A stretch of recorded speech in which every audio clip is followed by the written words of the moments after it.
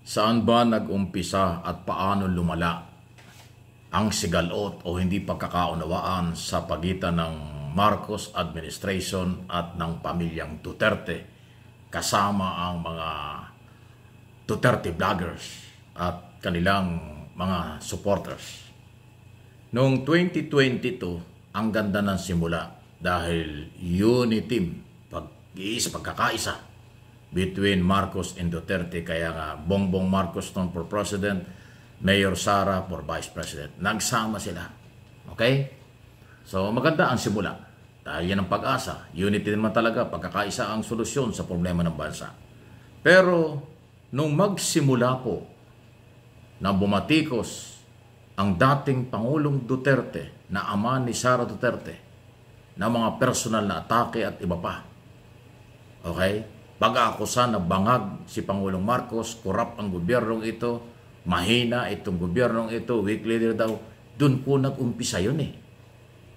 Na hindi naman kinontrol at hindi naman pinagsabihan at pinabayaan lang ni Sara Duterte na personalin ni Digong Duterte si Pangulong Marcos. Dapat kasi si Sara bilang kaalyado, membro ng gabinete ni Duterte, ni Pangulong Marcos noong unang mga taon at patuloy ang batikos ng kanyang pamilya, dapat kinontrol niya yun.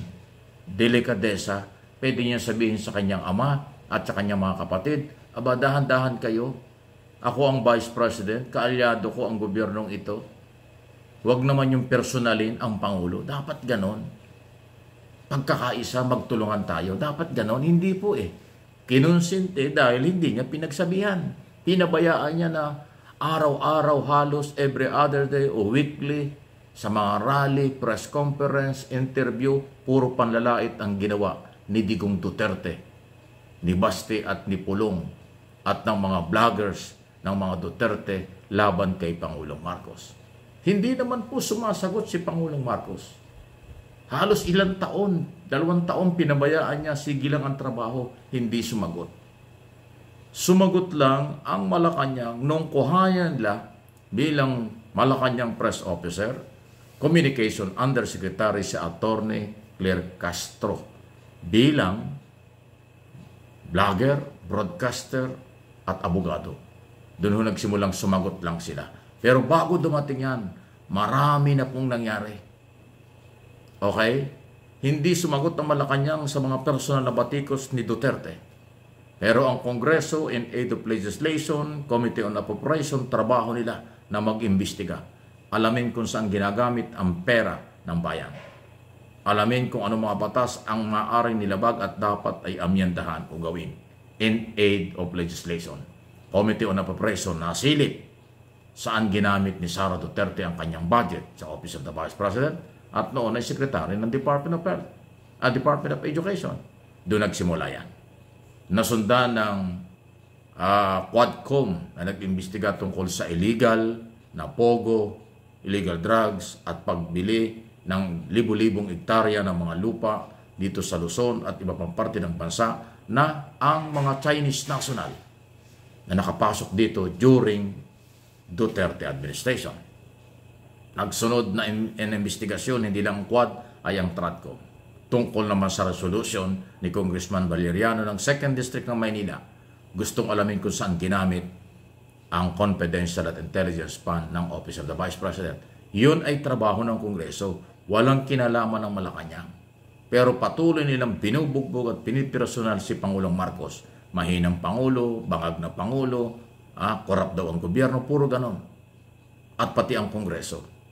Kinalimutan ang mga Duterte at ni Sara Duterte at ni Digong Duterte at ng kanilang mga vloggers ang kapangyarihan ng elected congressman, elected party list congressman, kinatawan ng mamamayang Pilipino sa Kongreso in aid of legislation ang investigation. Ayaw nilang tanggapin yon. Ang piling ni Sara Duterte, pinersonal siya doon sa paggastos ng pera. Ganun po yon. Hanggang sa umabot na nag-file ng impeachment ang marginalized sector, civil society, mga kaparian at abogado, yung 3 article of impeachment noong last December.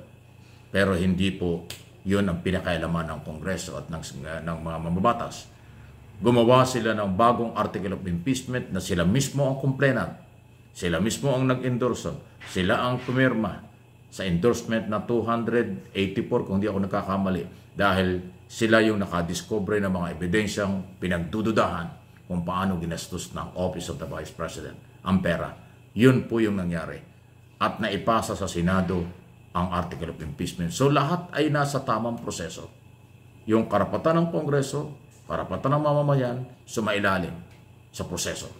Pero yung mga panlalait, panghuhusga, pagbanat kay Pangulong Marcos ng mga Duterte at kanilang mga vloggers, wala yun sa proseso.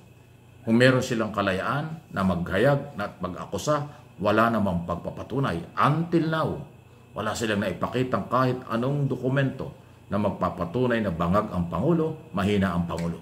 Puro paninira, puro speculation, puro ho personal. Iyon ang uminit na mga isyu at naging dahilan ng tuluyang pagkakahiwalay ng Duterte at Marcos Unity. Pero hindi mo masisisi ang gobyerno na ngayon ay kumilos at ipatupad ang batas. Yung pagkaka-aresto kay Duterte dahil mayroong warrant of arrest. Yung pag-turnover sa ICC dahil sa Republic Act 9851. Section 17 ng batas na yan. Amyendahan nyo kung mali. Yun naman trabaho ng Kongreso at Senado. Mag-file ng kaso sa mga sumisira sa gobyerno na posibleng mayroong kinalaman sa illegal activities katulad ni Harry Roque. Kinasuhan, qualified human trafficking, kasi nakita ng Presidential Anti-Organized Crime Commission na siya involved sa illegal pogo operation. Si Kibuloy kaya inaresto ng PNP kasi mayroong court order. Si Kibuloy at ang kanyang followers ay mga DDS. Kaya inaresto dahil may complainant. Qualified human trafficking before RTC ng Pasig. At yung kaso sa Quezon City. Ganun po eh. So lahat mayroong pananagutan. Kaya ho sila may mga problema ngayon sa korte at mga warrant of arrest. Anong kasalanan ng gobyerno doon? Wala. Ipinatupad lang nila ang batas. Doon sa ICC, hindi Philippine government ng complainant. Mamamayang Pilipino ang complainant doon.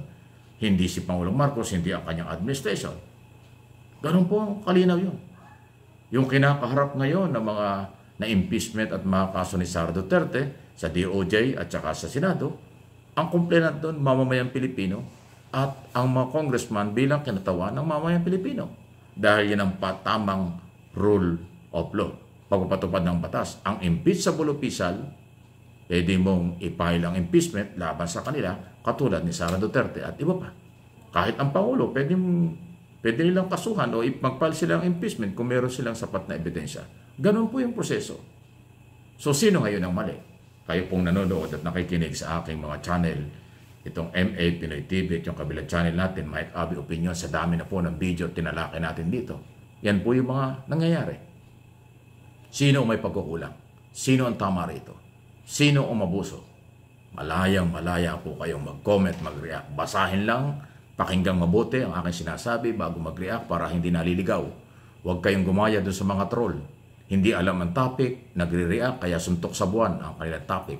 Ang kanilang reaksyon, malayo sa topic kasi hindi nakikinig. Pero alam po, majority at halos lahat ng mga nanonood, nakikinig sa atin sa ating mga channel, alam ang topic, alam ang pinag-uusapan dito, kaya tama ang kanilang mga comment at reaksyon. Please like and share. Subscribe kung hindi pa.